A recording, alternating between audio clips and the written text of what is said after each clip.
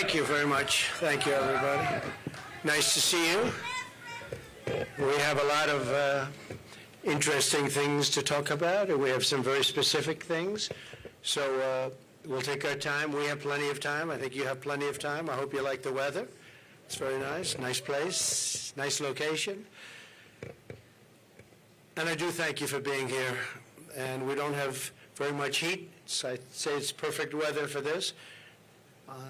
The rain is not imminent based on the fact that there are no clouds. So it's really nice. It's really nice. And let's go over some big facts and some very substantial truths about where we stand as a country, because we're a failing nation because of the way it's been run for the last 3.5 years. We're a failing nation. People are coming into our country by the millions and millions and millions. We have no idea who they are or where they come from. But we're also a failing economy. Kamala Harris is a radical California liberal who broke the economy, broke the border, and broke the world, frankly. Very destructive to the entire world, because as we go, oftentimes the world goes. She destroys everything she touches, and if she wins, your finances and your country will never recover. You're never going to recover. A radical left person wants to put price controls all over the place, which will end up driving up your prices, not down your prices. Harris has just declared that tackling inflation will be a day one priority for her. It's going to be day one. But day one, really, for Kamala was 3.5 years ago. Where has she been? And why hasn't she done it? Why hasn't she done it? I hear her complaining all the time. She was the border czar, but she didn't do anything. It's the worst border czar in history. There's never been a border czar so bad. She's been unbelievable in terms of her badness to some of our allies, some of our great allies. You know who I'm talking about. Here is the record of economic calamity that Kamala is desperate for voters to ignore. She cast the tie-breaking votes that caused record inflation. She cast the votes. She's trying to blame Biden, as you know. So it was Biden, but I'm going to do a better job. But it was her. And if she wants to do a better job, she's still got 5 months left, right? But she can't do a better job because she doesn't know how to. And she's of a place in life where she wouldn't know what a better job is. Going to destroy our country, and as a result of Kamala's inflation price hikes, they've cost a typical household a total of $28,000. These are numbers coming from government. They're not coming from me. $28,000 she's cost a typical household. Kamala's inflation nightmare continues to cost the average American family $1,100 every single month. $1,100, again, government numbers. You're paying $148 more a month on food. It's every month. Average family, because Kamala and her ideas, and Joe Biden too, I mentioned him, but he's sort of gonzo. It all started with the debate. I should have been a little bit easier. Somebody said your debate performance was horrible. I said, why? Because you forced him out of government. But I believe she'll be just as bad. I believe she's maybe in many ways going to be worse, because he wasn't really a radical left, but she is. She's real. He wasn't real. So I think she's going to be, in many ways, easier to beat than Joe Biden. What they did to him was disgraceful, by the way, and it really is a threat to democracy. It was a coup by people that wanted him out, and they didn't do not the way they're supposed to do it. $129 more on energy and $241 more. This is all per month on rent. So you have that, $148, $129, $241, and then many other increases. You add it all up, it's thousands and thousands of dollars that she and he have cost people. The cost of a typical monthly mortgage has doubled since I left office, and that number was about 3 months old from government, and now it's tripled. We had mortgage rates at around 2%, close to 2%, and they're now at 10%, and you can't get a mortgage. So that means it's a lot higher than 10%. I guess it is whatever they want to give over the money, and that's a lot more than 10%. So when you think about double, they've actually quadrupled or more than that. Think of that, quadrupled, which really kills the American dream for young people. Young people are being devastated by what they've done to our country. Grocery prices have skyrocketed. Cereals are up 26%. Bread is up 24%. Butter is up 37%. Baby formula is up 30%, flour is up 38%, and eggs are up 46%, and many items are up at much higher rates than that. Now Kamala is reportedly proposing communist price controls. She wants price controls. And if they worked, I'd go along with it too, but they don't work. They actually have the exact opposite impact and effect. But it leads to food shortages, rationing, hunger, dramatically more inflation. Their Inflation Reduction Act, by the way, was a disaster. It's what caused the inflation. Their Inflation Reduction Act was a con job. They actually admitted that it wasn't really for inflation that they did it. They don't know why they did it, but they named it the Inflation Reduction Act, which was a very nice name. Got approved based on that. Unfortunately, people didn't understand it. I understood it. I said that's going to cause tremendous inflation, and it did, among other things like energy. She's running on the Maduro plan. We call it the Maduro plan, like something straight out of Venezuela or the Soviet Union. This announcement is an admission that her economic policies have totally failed and caused really a catastrophe for our country, and beyond that, a catastrophe in the world. A little bit unrelated, but not totally unrelated. We have wars breaking out in the Middle East. We have the horrible war going on with Ukraine and Russia. All these things would have never happened if I was president. Would have never, ever happened. And they didn't happen. Since Harris took office, car insurance is up 55%, and they just announced it's going to be substantially higher than that within the next week. They expect big increases in car insurance. It's out of control, and insurance general. Thanks to Kamala's war on American energy, electricity prices are up 32%. Gasoline prices are up 50% and going higher.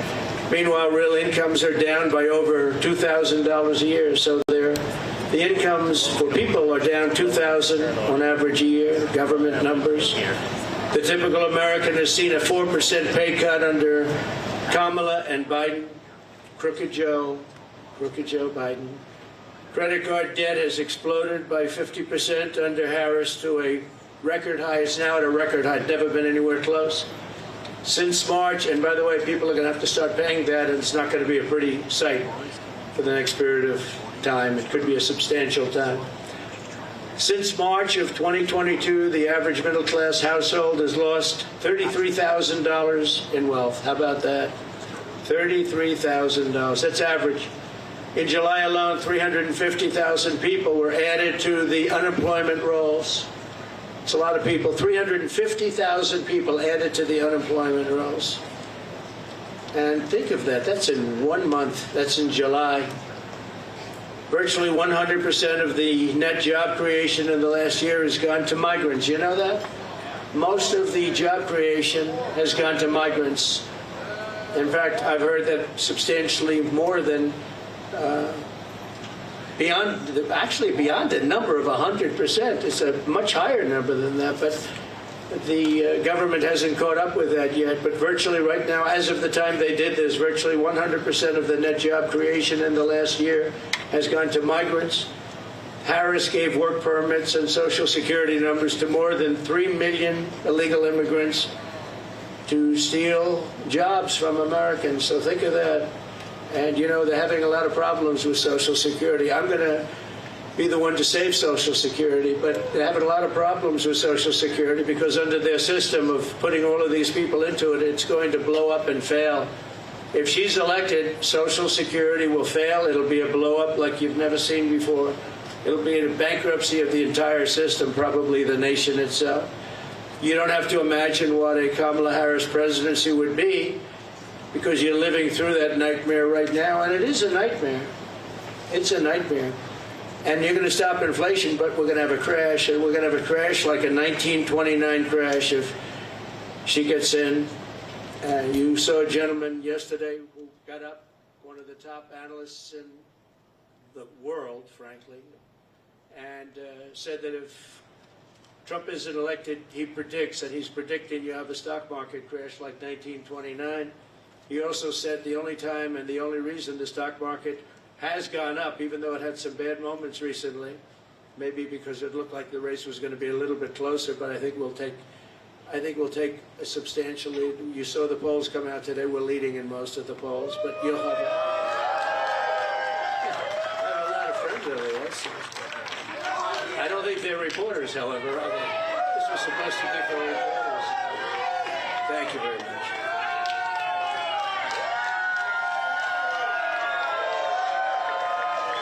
Thank you very much. When I left office, I handed Kamala and crooked Joe Biden a surging economy with no inflation. The 30-year mortgage rate was around 2%. Gasoline had reached $1.87 a gallon. We actually had many months where it was lower than that, but we hit 187, which was a perfect place, an absolutely beautiful number. Real income surged by more than $4,200 a year when I was president. Harris and Biden blew it all up. If Kamala wins the election, the worst is yet to come. You'll have a real problem in the future because people don't respect her in the world. People don't respect her in the economy. Economists are laughing. They can't even believe this is happening to our country. And she wants to change a free enterprise type country into a communist type country. That's what she knows. She's considered far more radical than Bernie Sanders. That's all you have to know. Far more radical. And she picked somebody that's far more radical than Bernie Sanders. He approved a bill recently, tampons in boys' bathrooms. He wants tampons in boys' bathrooms. It's terrible. It's terrible. But that's the person that she picked. Surprising pick to me. I was shocked. He's also got one of the worst run states. Many people are leaving the state, sixth most. And from her state, she destroyed San Francisco. She destroyed, as the Attorney General, she destroyed California along with Gavin Newsom. And San Francisco, you know, was a great city 15 years ago. Now it's considered almost unlivable. You can't live there. And what they've done to that great state with the beautiful weather like this weather, they have this weather all the time. And they have the ocean, they have the sun, they have everything good. But what they've done to it is a shame. And she's going to do the same thing to our country. It was the policies. They had a recent article, and I didn't know this, but you're allowed to rob a store as long as it's not more than $950. Has everyone ever heard of that? You can rob a store, and you have thieves going into stores with calculators calculating how much it is. Because if it's less than $950, they can rob it and not get charged. That was her that did that. Harris is campaigning on the largest tax increase in American history, including ending the Trump tax cuts, one of the largest tax cuts ever in our country's history, and working with families, a gigantic capital gains tax hike they want, and a new wealth confiscation tax. It's called wealth confiscation tax, which isn't going to make all of her supporters, you know, she's got some supporters that are wealthy people because they're stupid people, but they're wealthy people. She said that a 70 to 80% tax rate is, quote, a bold idea that should be discussed and studied. 70 to 80%. She co-sponsored legislation to abolish very popular private health insurance, which 150 Americans rely on, dumping everyone onto inferior socialist government-run healthcare systems with rationing and deadly wait times while massively raising your taxes. She wants to take away your private healthcare. There are many people in this country who spend a lot of money on private healthcare. It's the best healthcare in the world, by the way. But they want to do it. They worked hard to make money, and they want to do it. Under her, you're not going to have private healthcare plans anymore. And you can be a wealthy person or a middle-income person, and you want to spend on a really good plan, better than a government plan could be, far better. And you're not going to be allowed. You're all going to be thrown into a communist system. It's a communist system. You're going to be thrown into a system where everybody gets health care. You wait for your doctor like 10 months, 12 months, 11 months. You're going to see some of these plans, how they work in other countries. It's disgraceful. So private health care is gone. She wants it out. Now, she could change on that, and she might change on that. She's changed on everything, but I said, why are you changing? I actually was asking somebody that knows her, why is she changing? She had these policies and ideas for years and years and years, and very solid on it. All you have to do is go back and look at your tapes, which many have been discarded because they don't want, discarded by the fake news, because they don't want people to see what she said just a year ago and 2 years ago. I've never seen anything like it. Even my statement on waiters, waitresses, caddies, a lot of great people, people that drive cars, no tax on tips. All of a sudden, out of the blue, she comes out. That was months ago I said that. And she came out and she said, no tax on tips. She could have at least said, you know, President Trump had some great ideas, but one of the ideas was no tax on tips. I think it would have been nice, and people would have accepted that. But she just came out like it was hers, and she never had her. In fact, just the opposite. The IRS is all set up to really go after people that make tips. And they passed legislation and signed executive orders making it really hard on waiters, waitresses, and that was very recently. That was just before I made the proposal. They were really going after people. So they're lying when they say that, you know, this is what they want to do, because their legislation, which everyone knows, and their executive orders were extremely tough. They also put 88,000 new IRS agents in that can go and harass everybody. She wants to close dozens of existing power plants, causing rollbacks of power in our country. You're going to have brownouts, blackouts, the likes of which you've never seen, and plunging millions and millions of people into poverty. That's going to put them into poverty, and they're not going to have heat, they're not going to have air conditioning. She wants to close dozens of existing power plants, so maybe she'll change that too. But she's got a lot to change. Almost everything she's ever said, she's got to change. Nobody's ever seen, and that's why we're here, nobody's ever seen anything like it. She wants to abolish coal, oil, and natural gas, 84% of U.S. energy supply. And it's the coal and the natural gas, clean coal, I call it, and oil, natural gas that create electricity. And by the way, I'm a big fan of electricity. If we're going to go with the AI, if we're going to do that, I don't know if you know, but we need twice the amount of electricity currently supplied for everything to the entire United States of America. So to be competitive on AI, I was talking to Elon Musk. We had a great discussion the other night. I agree. And he said a big problem is getting the approvals to create all of that energy, all of that electricity, specifically electricity, and you're going to need that for other forms of modern business too. And I'll get it done, but other people aren't going to get it done. They're not going to be able to get it done. As border czar, and she was the border czar. She was, I don't know if she was proudly called border czar, but that's what crooked Joe Biden called her. She's the border czar. Everybody said it. And then about 2 weeks ago, she didn't want to be called the border czar anymore. She said, oh, I was never the border czar. It doesn't matter. She was the person responsible for the border, and she never went there. She went to a certain location once, but I would have gone there and taken my family to dinner there. That was not a place that was going to the border, a place with no problem.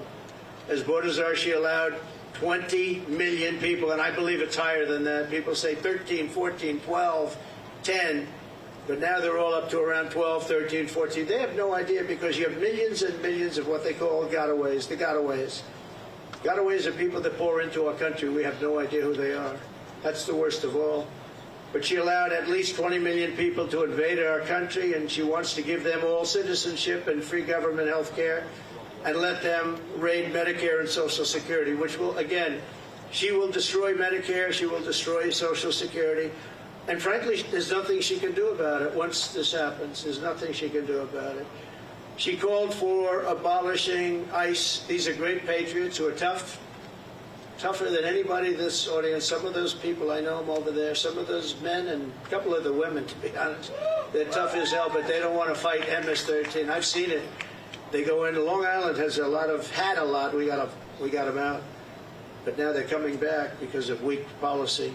And because of things that she wants to do, like defund the police. You know she wants to defund the police. Now, she has since said, no, I don't want to do that anymore. The one thing I see with politicians, they always go back to where they were. She wanted to defund the police, and she wanted to abolish ICE. I was going to say that these ICE people are incredible patriots. They're tough as hell, and they go into a pack of MS-13 gang members, the toughest in the world, probably the toughest gangs in the world. They come from different parts of South America, and they want to come in and in Long Island, not too recently, but recently, they carved up with a knife two beautiful 16-year-old girls who were walking to school. And the reason they used a knife instead of shooting them is very simple, because it's more painful. They wanted to watch them agonize.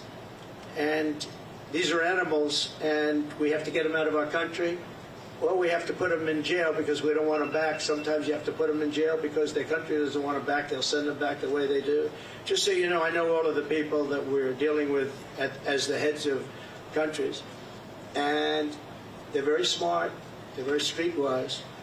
And what they're doing is they're taking all of their criminals, and they haven't brought all of them yet. They brought a lot of them, though. But they'll bring all of them. I'm shocked it's taken so long. If I were in their country, it would have gone a lot faster. I will tell you that I would have gotten them out, too. And they're bringing them into the United States. They're taking their drug dealers and their rapists, murderers, and every criminal, bringing them into the United States. And their crime rates are way down. They're bringing people from mental institutions and insane asylums into the United States. And their population for the mentally ill is way down. They're in the United States. They're dumping them in the United States. They're driving them through a border that's totally open. We stopped them. We didn't let it happen. And when I first came into office, you know the story, that President Obama at the time had no way of getting them back. And I said, I want to get all of the MS-13 in particular out of our country, bring them back to where they came from. A general said, sir, that won't be possible. Why? Because they blocked the airports, they blocked the roads, they blocked everything. You can't do it. I said, so they're making a concerted effort? Yes, sir, they're making a concerted effort. We can't do it. They put planes on the runway so we can't land the planes, sir. And the same thing with the roads. They block up the roads. So if we have buses coming in, they block up the roads. They're totally blocked, and they're terrible. It's been that way for years, sir, all the way back to Bush. It's been that way for years. And I said, well, how much do we pay them in terms of economic development and aid? Sir, we pay them $750 million. I said, that's okay. Call them immediately and tell them we're not paying them anymore. And the following morning, I got a call from the three main culprits. Sir, I'd like to speak to you because I don't understand what the problem is. I said, well, you sent us gang members, and they send them. Remember that. They send them. They said, you sent us gang members, you sent us killers, and you sent us drug dealers, and you send us horrible people, and when we want to bring them back to your country, you won't accept them. And that's under President Obama and all the way through. And therefore, you're in default. You are in total default of the money that we send you. And we're not going to send you the money anymore. You're not getting any of the $750 million and more. We're not giving you any. You are delinquent. You are delinquent in what you've done. And you're not getting, sir, please, can we talk? I said, yeah, we can talk. What? We would absolutely love to have MS-13 sent back to our country. We think they're wonderful people. They're not wonderful people. They're wonderful killers. But they changed their tune totally. When I said they weren't going to get the money, I don't know why these people don't do it. And the $750 million now is billions of dollars because Biden increased it very substantially. He thinks by sending them money, they're going to send fewer people into our country. How stupid is that? So they're giving him $2.5–3 billion. The 750. Not only did he give it, I didn't even pay after they made the call because they said, you know, you've treated us badly for so many years. We're not going to pay you anyway. But now they're giving him billions of dollars, billions, much more than when I took over. It was 750. Now they're giving them billions. But they said, there must be an understanding, sir. We would love to take them back. And I said, well, you're going to get them back. And we started bringing them back by the thousands out of Long Island, out of Michigan, out of Ohio, by the thousands. And she compared ICE agents, these brave people, to the KKK. She said, the ICE people, the ICE agents, I compare them to the KKK. Well, they don't really, because, you know, when you go into like Long Island, like Ohio, like Michigan, we had a lot of them, and you see these men, most cases, men, the agents, get out of a van and walk into, they call it a pack. It's a pack, not like a political pack, slightly different. Even nastier, hard to believe, right? But they would go into a pack of these killers, and all you do, I've seen it so many times, all you do is see fists and feet and hands fighting. 2 minutes later, they stand up and they walk out, they have them by the feet, they walk them out, or they drag them out, mostly drag them out, put them in paddy wagons, and they bring them back to their country. They take them back to the country, and the country is open arms now, open arms. And it's an amazing thing. For her to say KKK is very unfair, but she doesn't know. She doesn't want to know. She's a very strong communist lean. She wants to end detention of illegal alien migrants, releasing vicious monsters into our communities to rape, maim, and murder our population. She endorsed the funding the police and no cash bail nationwide. She was the original no-funder. And the only thing Kamala Harris can deliver is horrific inflation, massive crime, and the death of the American dream. She is in favor of the death of the American dream because everything she does really stops. Any one of these items stops the American dream. We want our youth to go back and dream of being successful, someday being really successful and employing lots of people, and you can't get up early enough. I gave up that life for a life of politics. I gave up all of these beautiful places that I have all over the world for a life of being abused by the fake news media. And yet I would do it again. Somebody asked me the other day, would you do it again? I said, absolutely. Why would you do it? Why would you put yourself through? They go after you. They weaponize government. You have to deal with crooked judges that are after you and crooked prosecutors. And the New York court system is vicious and totally biased and, frankly, totally crooked. Why would you put yourself through? I said, because we're going to make America great again. That's what we're going to do. And it's very important. So when I win, I will immediately bring prices down starting on day one. We will end Kamala's war on American energy, and we will drill, baby drill. We're going to drill, baby drill. That's going to bring down prices of everything because energy brought it up. When they went away from my policy, they quickly went back to it, but by that time it was too late. They lost control. But they've gone back to it, and if they win the day after the victory, they'll stop with all the drilling. But they went back to it because prices were going through the roof. They were going really bad. And that's what caused our inflation, and that's what destroyed the lives of many Americans. Going to reduce energy and electricity prices. I will, by at least half within a 12-month period. We'll be able to reduce prices between regulation and having a tremendous supply, which we have. I always say we have more liquid gold under our feet, more than any other nation anywhere in the world, including Saudi Arabia and including Russia. We're going to terminate the Green New Scam. It's called the Green New Deal. It's a scam. And rescind all unspent funds. We're going to rescind that and pay off debt. And we're going to reduce debt. We took almost $10 trillion for nonsense, for absolute nonsense. We'll do bridges, we'll do roads, we'll do things that we need.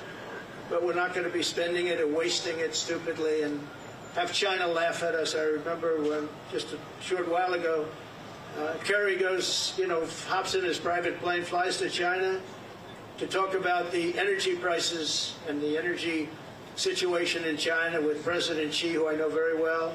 Had a very good relationship until COVID came in, but that was a fence too far. But we had a great relationship, and Kerry would go up there and he'd leave so happy. But they don't do anything. They just talk. They said, "Oh yeah, we're going to do that. Oh, as soon as we get to it." In the meantime, they're building a coal plant every week. But now I hear it's 2 coal plants a week.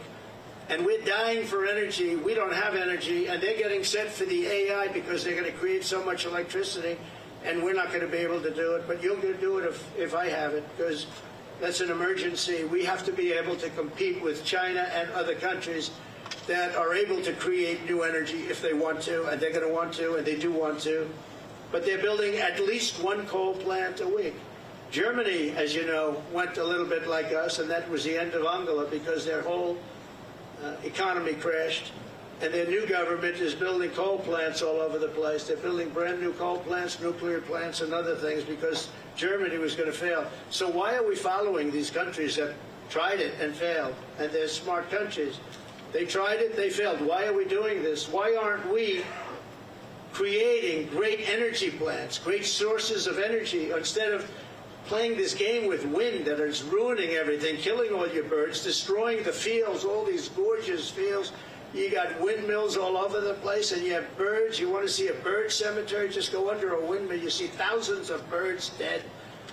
The bald eagle, if you kill an eagle, they put you in jail for years. And yet these windmills knock them out like nothing. And nothing happens to the people. No, it's a green scam. It's a shame. Look, I'm all for clean energy. I want clean water. I want clean air. But you can't destroy your country over it. You just can't do that. We want to stop wasteful spending and big government special interest giveaways. You have giveaways. You have some of these people that are giving. Look, they're not giving millions and millions of dollars to politicians because they like their policy. They're giving it because they made deals. They're going to take over lots of different things in our country. They're going to build windmills as an example. They're going to build big solar fields that take up half the desert. Massive solar fields, and I'm a big fan of solar, but it can't fire our plants. It's not going to fire our plants. Fire up those plants. We got to get them going, and the only thing that can do that is fossil fuel right now. And the only thing that can make electricity, which we all want, is right now fossil fuel and nuclear. And nuclear has its place, a very big place in our country, very big place. China is going with nuclear. France has been going with nuclear for many years. We want to end the Biden-Harris electrical vehicle mandate. We have to get rid of the electric vehicle mandate. And look, Elon endorsed me strongly, most powerful endorsement. He said it 3 or 4 times the other night during our little chat. But a chat that was very well listened to and attended, we know that, right? Broke every single record, I think, in history. And he's a great guy. But I told him, I said, you know, I have one problem. I'm all for the electric car, but it's a very small percentage. I think the electric car is incredible. I think what you've done is incredible. But people are going to want, some people are going to want gasoline-propelled cars. They're going to want hybrids. They're going to want other types of cars. And Elon, you know, they're going to have to do that. And he understands that fully. And I think he was amazed by this electric vehicle mandate. They want it for trucks, too. If you do it for trucks, you're not going to have any. You talk about a supply chain problem. A truck going from New York to Los Angeles, if it's electric, will have to stop 6 times for long periods of time. If you have diesel fuel, it goes all the way, and you can even come a piece of the way back before you have to reload. And with diesel, the truck gets lighter because you're using up the fuel. With the electric, it stays at a heavy weight. An electric truck is 2.5 times heavier than what we would call our traditional trucks. And a man from a company said to me, you know, sir, I've been buying trucks. For 50 years I've been buying them, and every single year they got better and bigger and stronger and more powerful and more efficient, more fuel efficient. And now we build apartments in the truck, sir, and you would be proud to stay in those apartments. And then I say, I don't know if I would. But I know exactly what he meant, those big, he said, it's incredible, the trucks. I said, who builds the best truck? He didn't tell me. He said, they all do. You have 4 companies, 5 companies, they all do, sir. They build great ones. He said, but for 50 years they got better. Every year, I started off with 1 truck. I said, how many trucks do you have now? 27,000. I said, 27,000, and all big ones. He's the biggest. This is the biggest. He said, for 50 years I've been buying, and every single year they got better, more efficient, stronger. He said, if they make us buy electric trucks, we will go back 70 years because the truck is worse than the one we had 50 years ago. And he said, I won't partake in it. They want people, they want the truckers, the trucking industry to do that. One other thing, the truck is heavier and the battery is much larger than the tanks. And the battery would take up about half of the payload. Think of that. But just as importantly, the battery and all that goes into electric is much heavier The truck it weighs 2.5 times more than a normal truck fired up by diesel. And he said, if that's the case, sir, you would have to rebuild every single bridge and road in America because the weight is so enormous.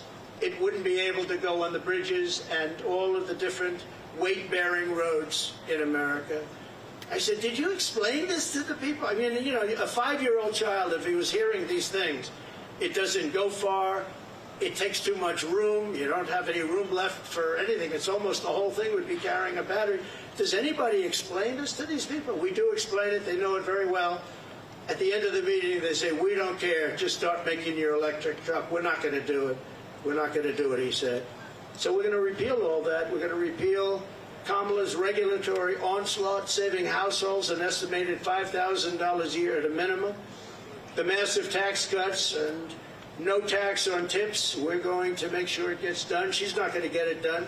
She didn't hear about it until I said it, and then she went out and she went and did it. And the other thing, no tax on Social Security. We're not going to have seniors who have been decimated by inflation pay tax on Social Security, and we'll get through it through growth. We have tremendous growth potential in this country, but not with these people running it, because all they're going to do is take away, and they want to take away your growth and your growth potential.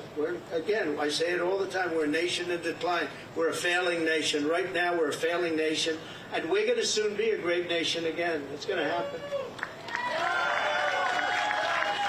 Another thing we're going to do, having to do with a lot of reasons, a lot of things, and the economy in particular, we're going to seal the border.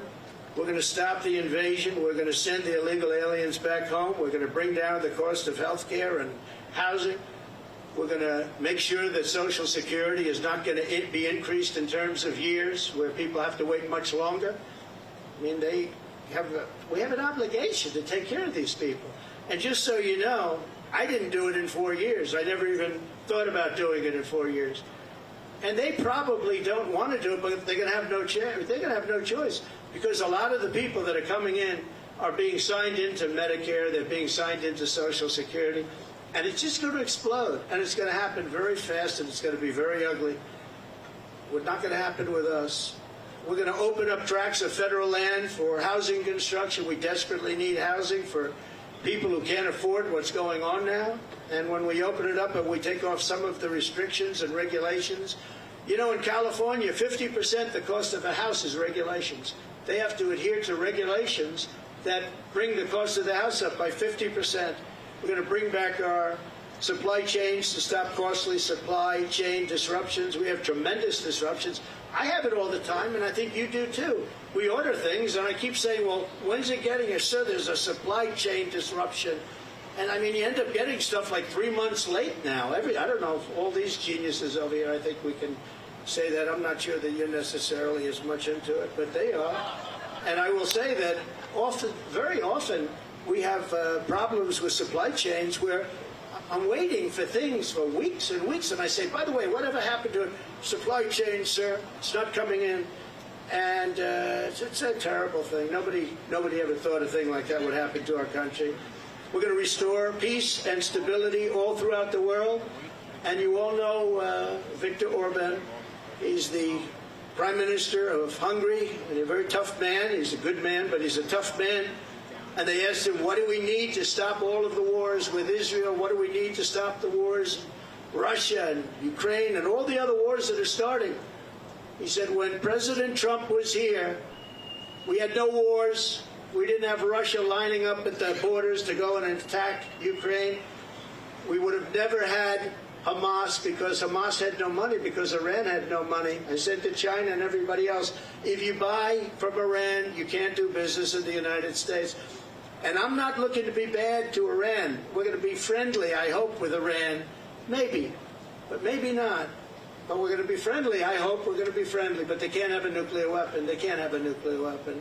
And we were all set to make sure that they don't have a nuclear weapon, because once they do, it's a whole different world. It's a whole different negotiation. But Viktor Orban said, if you put Trump in, nothing's going to happen. Everyone's going to be peaceful, because they were afraid of Trump. Now, I don't like saying that I said that. I would say maybe they respected Trump, But he said they were afraid of Trump. They didn't know where he was coming from, and they were really afraid of him. They're not afraid of these people. And being afraid isn't so bad, but I would say more importantly, they respected me. But he didn't use that word. He said they were afraid of Trump. And we would have not had any problems with China and Taiwan. We wouldn't have had any problems with Ukraine and Russia. We wouldn't have any problems with anything. But we will stop inflation. We will make America affordable again.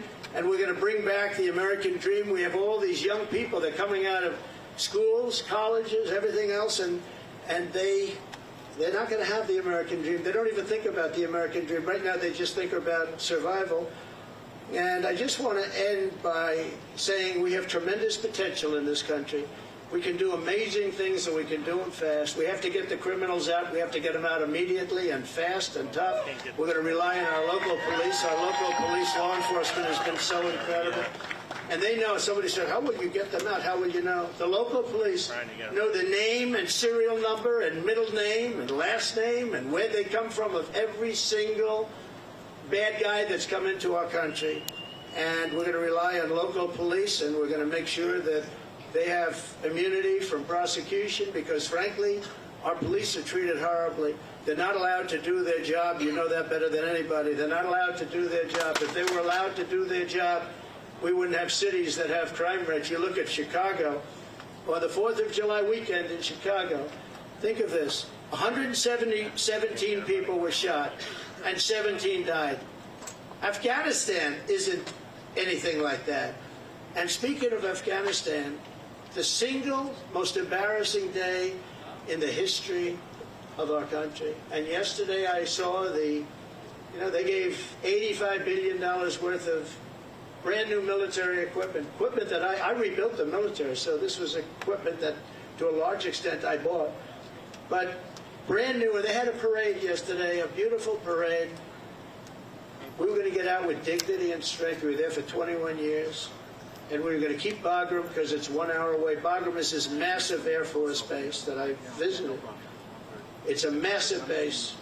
And we were going to keep it because it's 1 hour, not because of Afghanistan, but because it's 1 hour away from where China makes its nuclear weapons. And they were showing it off yesterday, but the fact is that China now controls Bagram. China, can you imagine that? And we left. We were going to stay there. We were going to keep it. We were going to get out with dignity, strength. We were going to take our soldiers out last, not first. We took our soldiers out first. I dealt with Abdul, and he's still the leader.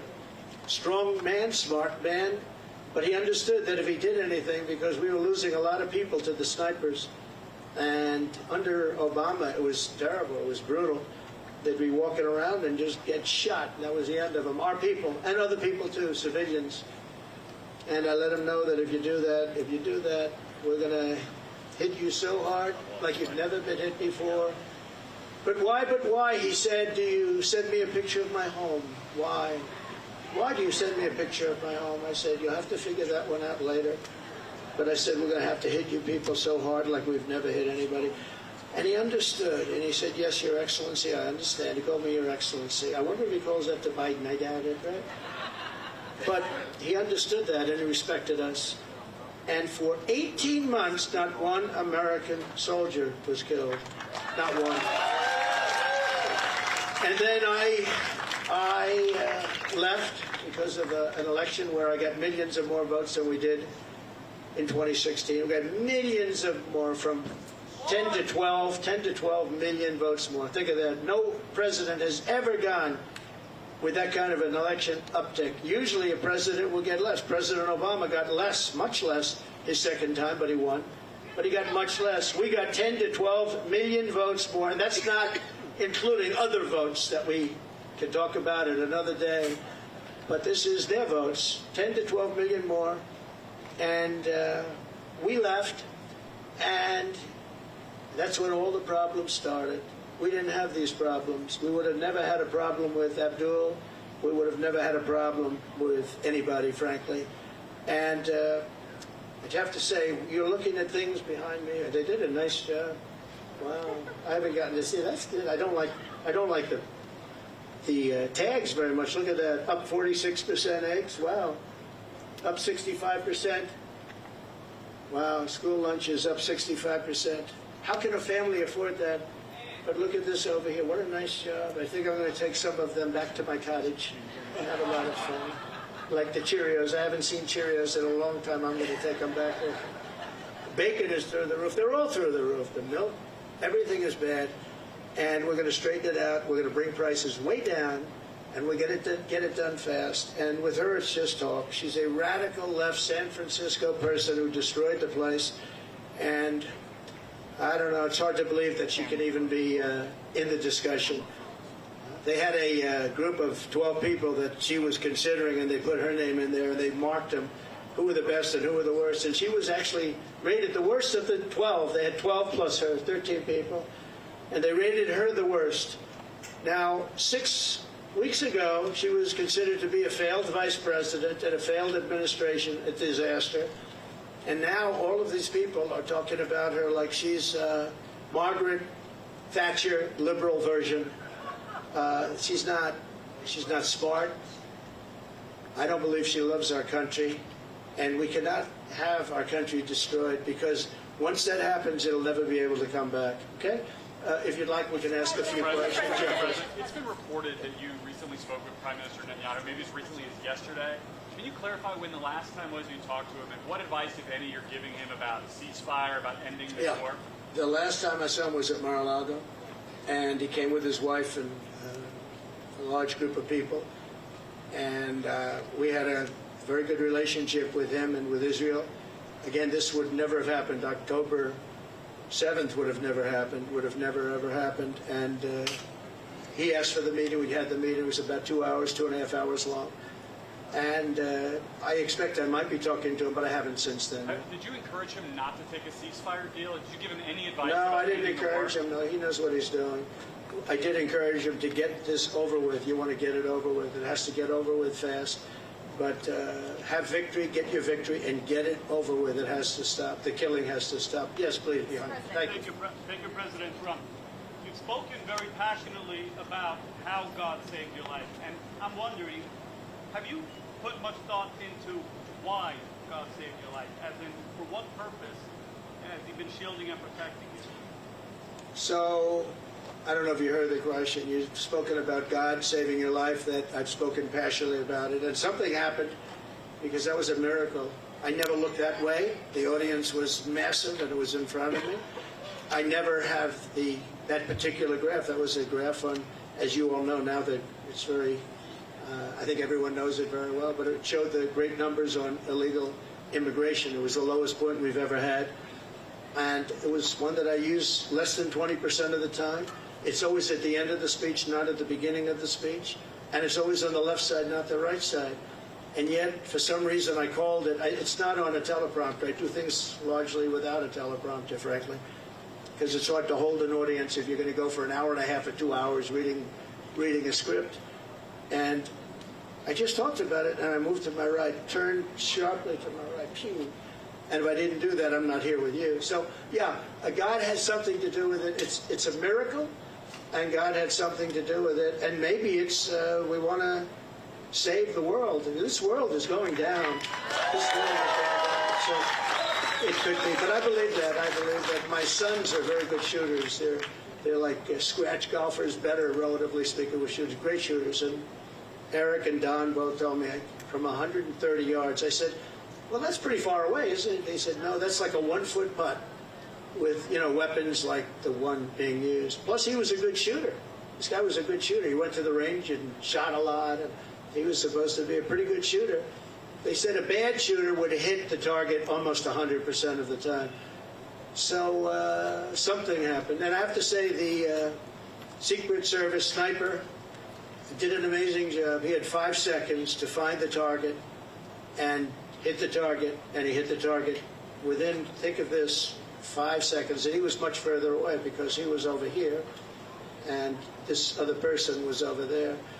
So you have to give credit. And I have to also say about the Secret Service, when I was hit, I knew it because when I touched, there was blood pouring all over my hand. I said, I guess I know what that is. And I was going down for protection. And they were screaming, get down, get down. There was bullets. And those Secret Service guys were, and person Kate, They were on top of me in a matter of, I think, 3 seconds. It was time dead. And bullets were coming out. I would hear the bullet. I didn't realize you could hear it, but now I know very well. Those bullets were going right over my head. They were there and very brave. There was nobody that said, I'm not going to be going there. They just, they were there very quickly, and they were very brave. There were mistakes made, obviously. He shouldn't have been up there. The roof should have been taken care of. And there were mistakes made. There's no question about it. But there was a lot of bravery also. We have to remember that. Okay, thank you very much. Brian? Thank you. I'm going to talk about credit card debt for just a second. You've got all It these reached a items. record. It's a record. Right, credit card. 48% up. And many families going into debt just to pay for groceries. Yeah. What's your message to Americans right now that you can make America affordable again? Well, I would say my message to them, so he said, credit card debt is at the all-time high. It's never been like this. What's your message to America? How are we going to solve that, and what will they do? You know what I think they should do? They should, on November 5th or sooner, if it's early voting, which largely it is, which is ridiculous. We should have one-day voting, paper ballots. We should have voter ID, and we should have proof of citizenship, because people are voting and people are going on now without citizenship. But we should do it, and maybe we'll be able to get that done too. It's one of the things I want to do. But my message to them would be very simple: vote for Trump, and we're going to fix the problem. We're going to get it fixed. Follow-up question. Yes, Brian. Kamala's been promising on day one, I'll do this. And for basically 4 years, she's promised this day one. Yeah. What will you do on day one to turn this country around? So she is saying when she gets in, she's in now. And especially with Biden, because, I mean, he's not in the best of shape. But you know what? She's in there now. She can do anything she wants. And she's still saying, if you elect me, I'll do this, I'll do... Why didn't she do it? Here's my one question. It's the easiest question. Because she complains about everything. Why didn't she do it? That's all I ask. On day one, we're going to drill, baby, drill, and we're going to close the border, and we're going to let people come in, but they're going to come in legally. They're going to come into our country legally. But on day one, we're going to do many things, and I can do a lot of things at one time. But the question's often is, what's the first thing you're going to do? I would say we have a tie. We're going to close the border. We're going to stop the millions of people coming in, and we're going to take all of the criminals that have come in, and we know every one of them. I know. And the local police know better than anybody else. They're going to work with us. I've spoken to a lot of the sheriffs, every policeman, virtually every law enforcement group in America has endorsed Trump. I don't think anybody's endorsed Kamala. Not one. I don't think anybody's endorsed him. And you know that better than anybody. In Florida, all over California, they've endorsed me. We have the relationship I have with law enforcement. And these are great people, and people that we have to really cherish and respect and let them do their job and protect them. And you'll always have a bad apple in everything. You have bad apples as reporters. That I can tell you many. I'd say about 80%. But you're always going to have bad apples. But you have very, very few when you look at it. Very, very few. You have to let them do their job. You have to protect them. But basically, we're going to drill, baby, drill. We're going to get the energy prices down almost immediately, and we're going to close the border, and we're going to get the crooked ones out, the bad ones out, and we're going to let a lot of people come in, because we need more people, especially with AI coming and all of the different things, and the farmers need, everybody needs. But we're going to make sure that they're not murderers, killers, drug dealers, and the kind of people that we have largely coming in right now. Okay?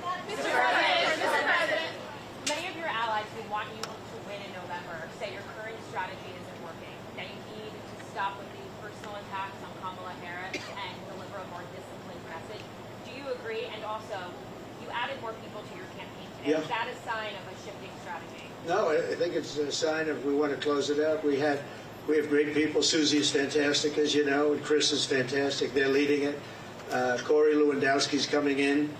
He'll be, personal envoy, or he'll be at some level. They're going to be, they're doing a great job. Look, we've taken, with all of the abuse we've taken from the fake news media, all of this horrific abuse we take, and all I want to do is make the country good. All I want to do is have strong borders and good education. We want to have choice for education. So important, so many different things. You would think it would be the other way. We rebuilt the military. We did so many great things. But that's the way it's been for Republicans, and I guess more so for me than anybody in history, and that's okay. Because we're leading in the polls. For the most part, we're leading in the polls. We were leading Biden by a lot. We're leading now, but I think when she's exposed, I think we're going to beat her by a lot more than we would have beaten Biden by, because he had a little group of people that have been voting for him for a long time. She doesn't have that. People don't know who she is. As far as the personal attacks, I'm very angry at her because of what she's done to the country. I'm very angry at her that she'd weaponized the justice system against me and other people. Very angry at her. I think I'm entitled to personal attacks. I don't have a lot of respect for her. I don't have a lot of respect for her intelligence, and I think she'll be a terrible president. And I think it's very important that we win. And whether the personal attacks are good, bad, I mean, she certainly attacks me personally. She actually called me weird. He's weird. It was just a soundbite. And she called JD and I weird. He's not weird. He was a great student at Yale. He went to Ohio State, graduated in 2 years, at the top of his class, and all of these different things. And we have this guy that's running a failed, really a very failed state, who's had a terrible career. I mean, you have him saying they're weird. No, he's a weird guy. And she's weird in her policy. Who wouldn't want to have strong borders? Who doesn't want to have lower taxes? You know, all my life I've watched as politicians campaigned, and I've always been on, you know, for the most part on the other side, on the side that these people are on. And they always talked about, we're going to reduce taxes. This is the only campaign I've ever heard where they're saying, we're going to increase your taxes. And then people say they're going to vote for her? I don't know. So I don't think so. I don't think people know who she is yet. When people, because really people didn't know. You can ask the man on the street. I saw it on one of the shows today. They asked the man on the street, what's the last name of Kamala? Nobody knew. It's Harris. Nobody knew the last name. I don't even use it because nobody knows who I'm talking about. People don't know who she is. She's a radical left socialist. But beyond that, I mean, she's way beyond socialism. Who's going to destroy our country? And when they find out, I think you're going to see something. But right now, even not knowing her, and with all of the, like the cover of Time magazine, they didn't put a picture. They got a great artist to do it. What was that all about? You know, what was that all about? The whole thing is crazy. I just want to win for the country. Some people say, oh, why don't you be nice? But they're not nice to me. They want to put me in prison, you know, just so you understand. You know, they tell me I should be nice. They want to put me in prison. It's never happened before in the history of our country. I did nothing wrong. I have crooked judges. I have crooked prosecutors. And they're all Democrats, all Democrat areas, other than in Florida where you had a brilliant judge who ruled in my favor. I won the case, the documents case, won it in its entirety.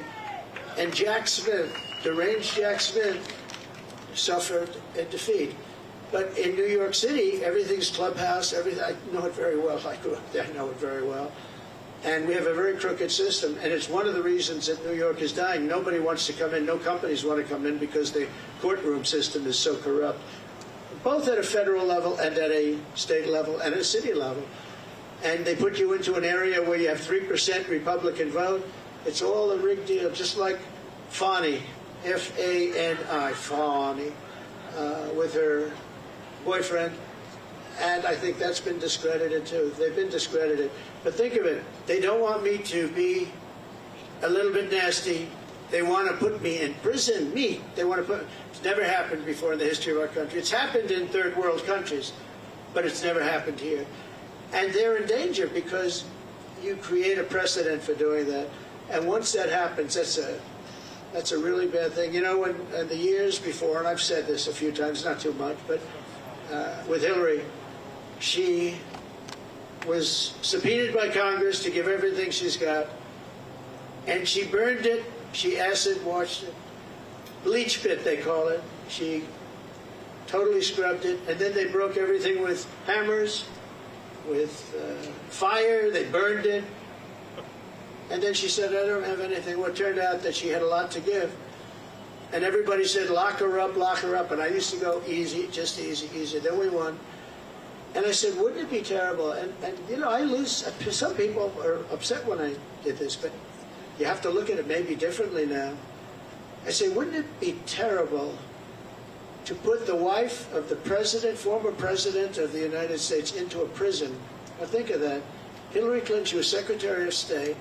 She was the wife of a president of the United States who used to be a friend of mine before I ran for politics. He was a friend of mine. He used to play my golf course all the time. I have a great golf course right next to their home in Westchester.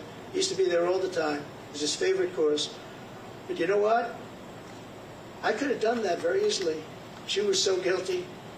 And I said to my people, wouldn't it be terrible to put, I don't know, wouldn't it be terrible to take, and we won the election, wouldn't it be terrible to take a former Secretary of State who was the wife of the President of the United States and put her into a prison? But that's what they want to do with me, and I did nothing wrong. It's all crooked politics and really crooked judges. You know I have a gag order. Do you know I can't even talk about it right now? Do you know that I have a judge who has a gag order? He doesn't want me to talk, and the reason he doesn't want me to talk is because what I say is so devastating and so horrible for him. But think of it, I have a gag order. There's never been a politician in history, I mean, probably for any politician for a city council office. I'm the leading candidate to be president. I won virtually unanimously. You know, I beat everybody. It was the quickest primary in history. There's never been one that was done so early. I had people that were very talented people, and I beat them by 45, 50, 60, 70, 80 points. There was never a close race. Nobody was even close. Good talent. They weren't close. And I'm running against the Democrats. So it's a two-party system, whether we like it or not. Republican, I'm the Republican, and I'm leading. But let's say I'm tied, but I'm leading. I believe I'm leading by a lot more than people think, and I believe we'll be leading by a lot more. And I have a judge who put a gag order on me. So when you ask me a question, or when you ask me a question, I can't give you an answer, because if I give the answer, they want to put you in jail. He said, we'll put him in jail if he talks beyond the gag order. And this is in a state where, unfortunately, the laws have been very bad, and they haven't been upheld by the appellate divisions generally. Although I have one case where we judge, a certain judge, I won't use names, but the Attorney General case where we won 5 appeals on the same case, the most ever trial. It was a ridiculous, horrible decision where you have a very, very biased voting population and a judge whose hatred of Donald Trump was beyond belief.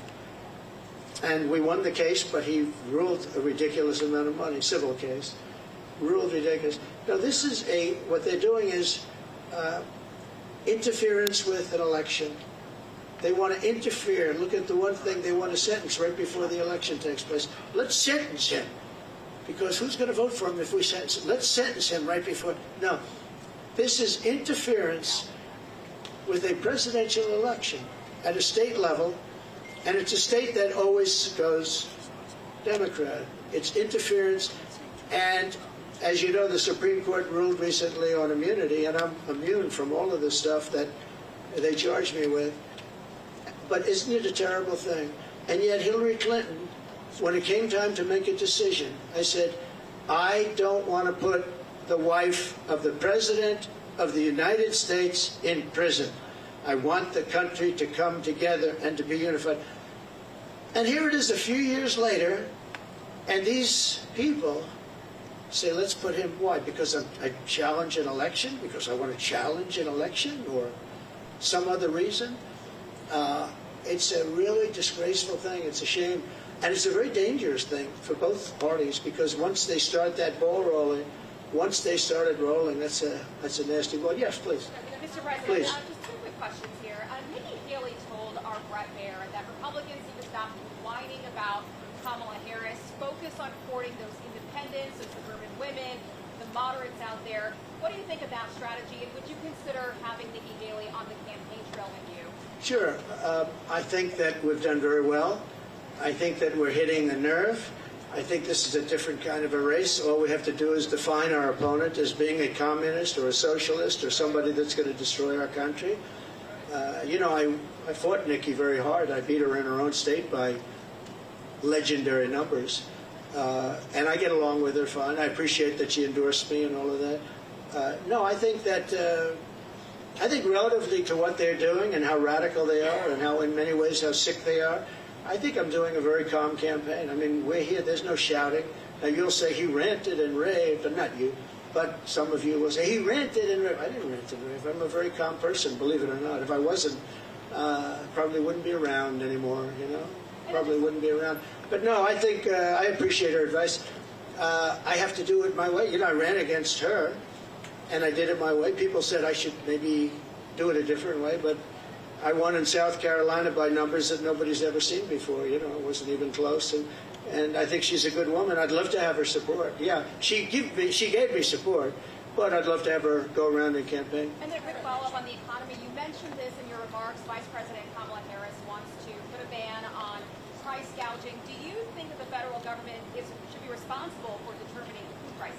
Well, not only responsible, they probably can't do it legally, and that will drive up prices.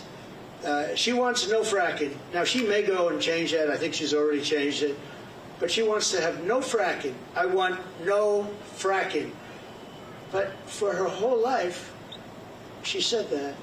No fracking. Then about, I don't know when, a couple of months ago, all of a sudden when she started looking at polls, remember this, she all of a sudden says fracking.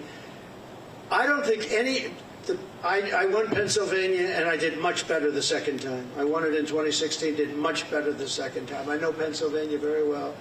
I don't think there's any way in hell that somebody that's intelligent living in Pennsylvania is going to vote for somebody that basically will eventually end fracking, end fossil fuel.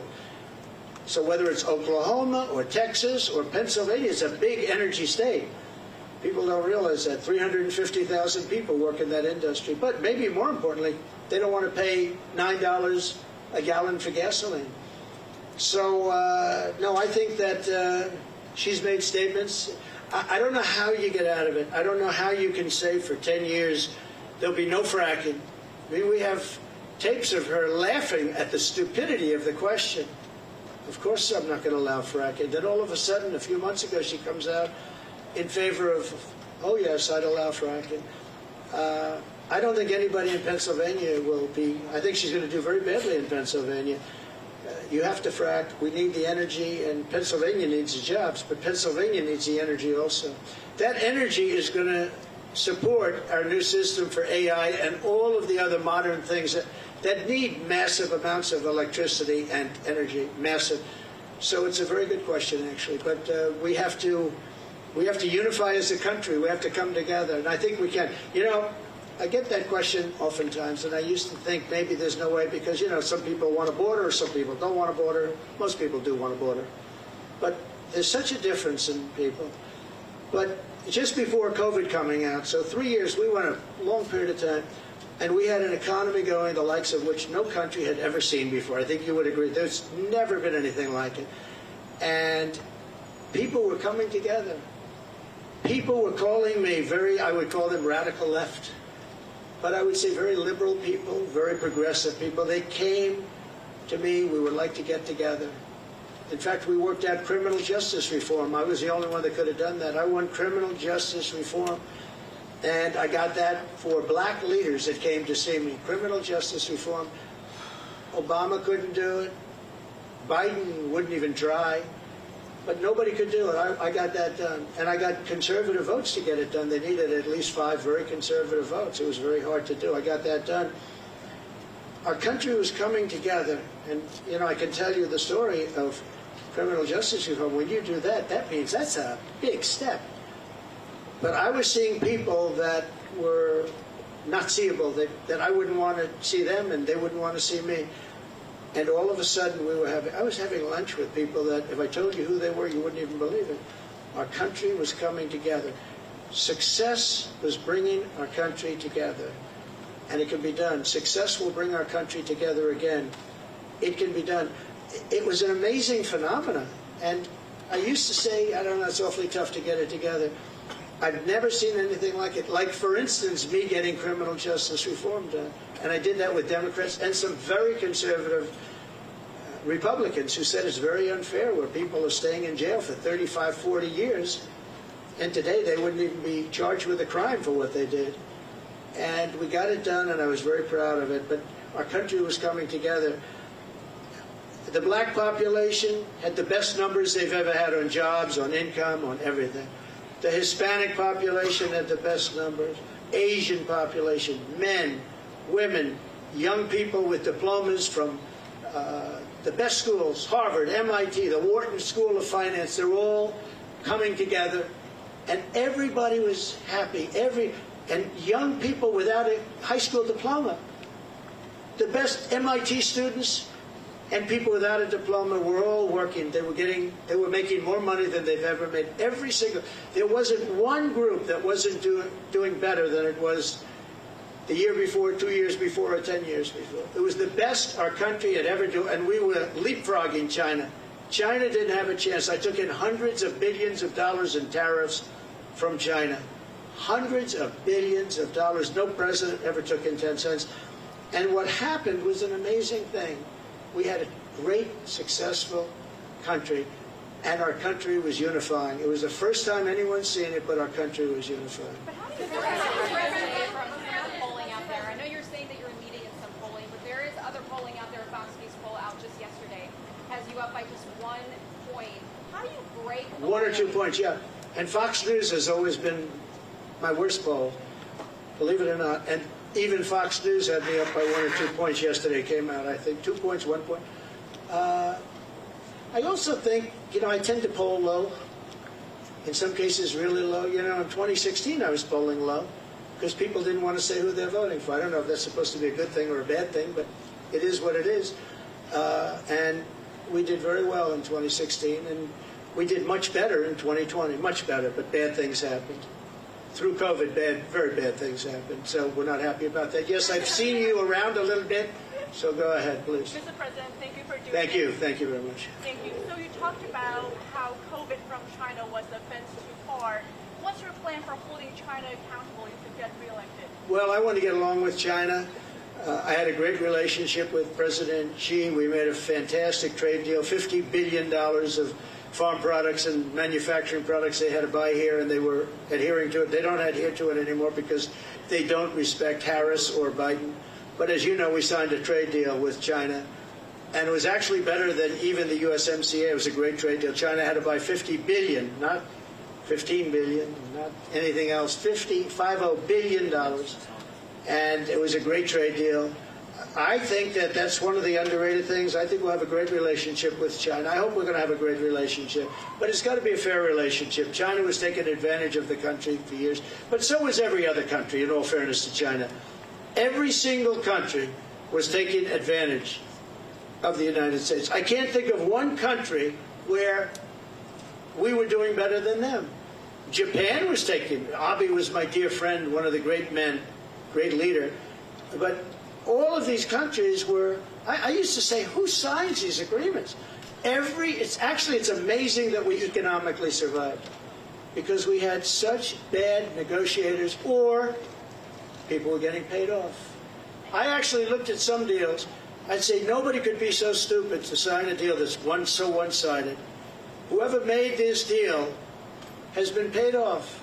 And then I'd look into it a little bit, and all of a sudden he's working as an agent for that country 3 years later, 5 years later.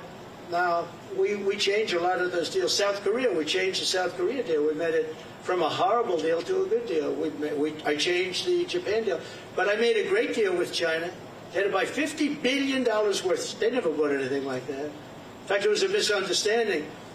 When I said to people who were negotiating, what number are we talking about? They said 15. I thought they said 50. So when they came back to me, they said, sir, we're all set to get it going. I said, good, what's the number? 15. I said, you told me 50. Why are we going down to 15? They said, no, we said 15. I said, you told me 50. Actually, I heard them wrong. They said 15, but I heard them wrong. So I said, go back and get 50. And we got 50 instead of 15. And it was great. You know, I really think that we can have a great relationship with China. We can have a great relationship with a lot of countries that right now. One of the things with China, I know as much as any country, but all of the countries. The one thing is, they have to respect you. If they don't respect you, and you know, I was very tough in countries like Japan, and yet Abe, who was a great man, assassinated, horribly assassinated. He was a great man. He was a great leader. But I believe, and I was very tough on him. I was very tough on Russia. Russia, I was probably the toughest. I ended Nord Stream 2. I ended the biggest deal they've ever done, the biggest pipeline in the world, the biggest. All of Europe was going to be supplied by Russia, and I ended the deal. It was dead. And then Biden comes in and approves it. And they say, oh, I was nice to Russia. No. Putin actually said to me one time, you know, if you're supposed to be, like, friendly with me, I would hate like hell for you to be angry at me because you are brutal. Think of it. Not only that, the sanctions, but forget the sanctions. I ended Nord Stream 2. The pipeline was dead. And then Biden comes in, and he got $3.5 million, in all fairness, from the mayor of Moscow's wife. Remember that? During the debate, we brought it up, and Chris Wallace, who's not the father, there is no resemblance between him and Mike Wallace, that I can tell you. He said, you shouldn't be talking about that. I said, why not? They got the family, $3.5 million from the mayor of Moscow's wife. Why wouldn't I talk about that? He wouldn't let me talk. I said, I'm negotiating against two people, not one. I turned out to be right, because a year later, that was a big scandal. Why did he get $3.5 million? But Biden approved immediately the pipeline in Russia, Nord Stream, and he killed the Keystone XL pipeline, 48,000 jobs. He killed it. He did the exact opposite of what he should have done.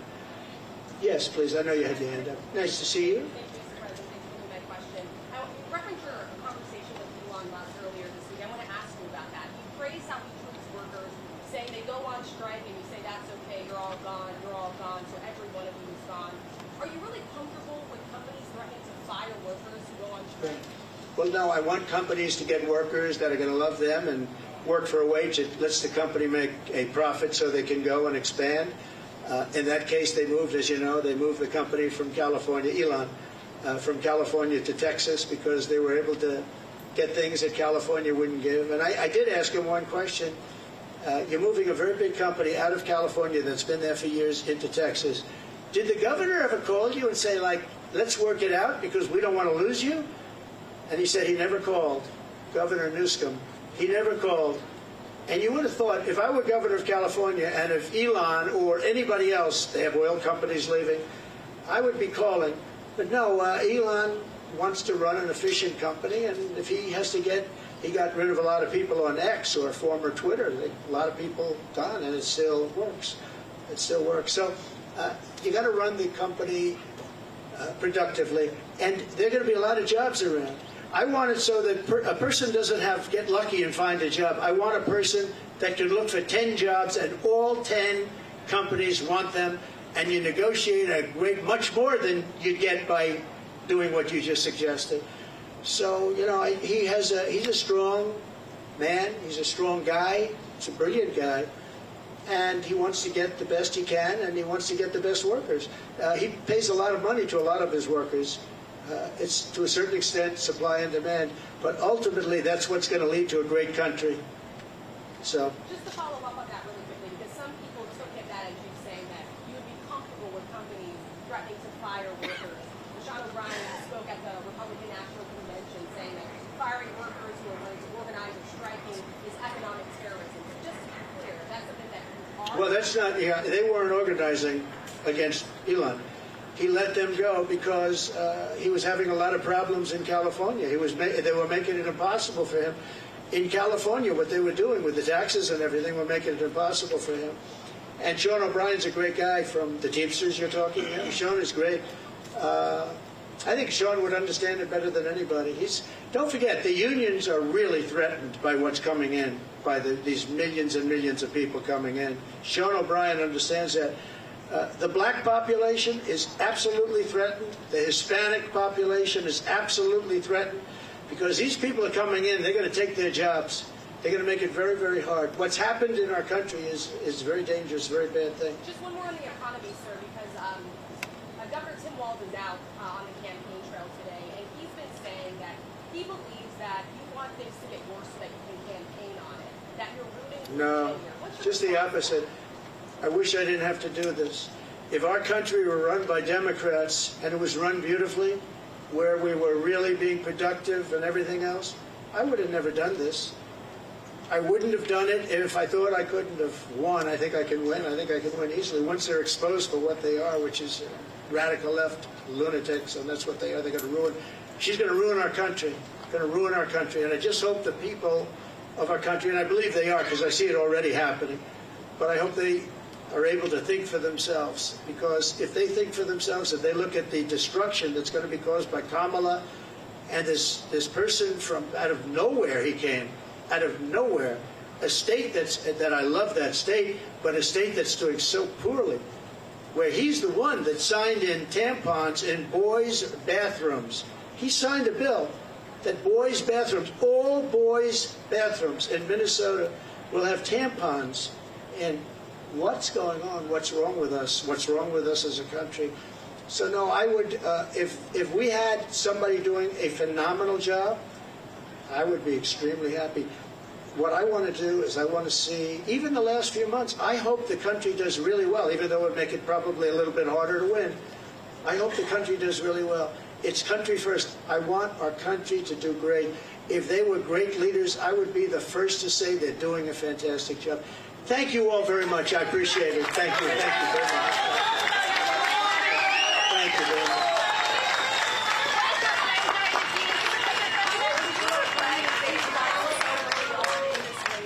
What? Do you regret debating President Biden so early on in the race? Do I regret debating Biden? So it was his request. He said we should get the debates on early, and I was willing. Don't forget, I got CNN, I got Jake Tapper and Dana Bash. They're not Trump people. They wanted to have a debate where their mics are turned off when the other person's answering the question. They gave me every single thing that I couldn't approve, and I said, yeah, I'll do it. So they got the debate on their terms. They got the network that they dreamt up. But that was really his decision. I had to decide whether or not I felt I wanted to debate him. And I think they didn't want to debate, but I agreed to every single thing. It was a debate where they said, we'll give him something that it'll be impossible for him to accept, and I accepted all the terms, other than when they had us sitting down at a desk, and I said, I think that makes us look bad. I don't want to sit down. Let's stand up. And they agreed to that. Other than that, we gave them CNN, we gave them Dana, and we gave them Jake. And by the way, I have to say, Jake Tapper and Dana Bash were unbelievably straight and honest, and I give them a lot of credit for that. A lot of people were saying you couldn't have a fair debate. I think we have that with ABC. I have some people at ABC that don't like me too much. I find it to be about the worst. George Slobodanopoulos. I have a lot of people at ABC that I find it to be actually the most unfair of all the networks, and they want to do it on ABC. Whatever, I don't mind. The question that you're asking, though, about whether or not the debate should have happened would have been a better question to ask of Joe Biden, because had he not done the debate, he would still be running for president, and people would be hiding him. Just like they're hiding her right now. You know they're hiding her no different than him, because I believe she's grossly incompetent, and I don't think that when people hear what she has to say, they're going to buy it. Thank you all very much.